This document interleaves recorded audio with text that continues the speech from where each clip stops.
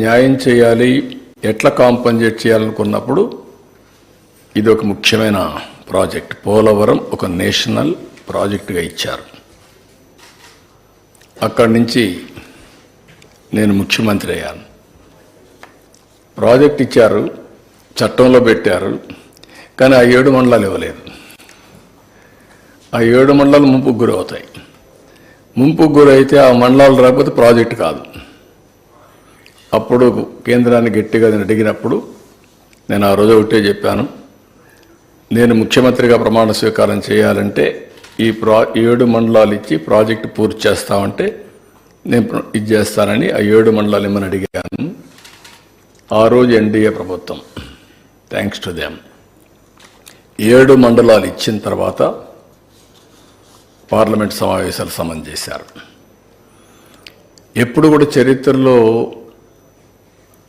Cabinet form అవుతానే parliament ఇచ్చేసి regular బిజినెస్కి వెళ్తారు. అట్లా కాకుండా పార్లమెంట్ సమావేశాల కంటే ముందు ఒక ఆర్డినెన్స్ పాస్ చేసి ప్రెసిడెంట్ ఆమోదించి తర్వాత పార్లమెంట్ సమావేశాలు పెట్టారు. That is the difference. ఆ విధంగా మన చిరకాల కోరిక నెరవేరే ఆశలు వచ్చాయి. అక్కడి నుంచి 28 సార్లు క్షేత్రస్థాయికి వెళ్ళారు. 82 సార్లు వర్చువల్గా సోమవారాన్ని పోలవరంగా చేసుకున్నాం. అదొక ప్యాషన్.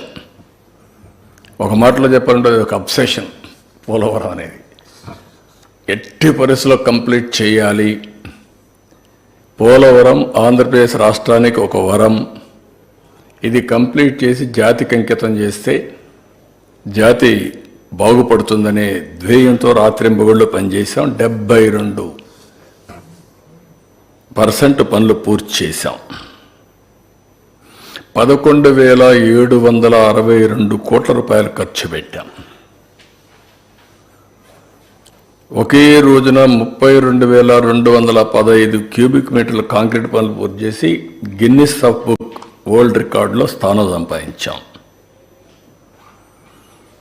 డయాఫామ్ వాల్ 414 రోజుల్లో పూర్తి చేశాం. 100 మీటర్ల లోతు డయాఫామ్ వాల్ని 414 రోజుల్లో పూర్తి చేశాం.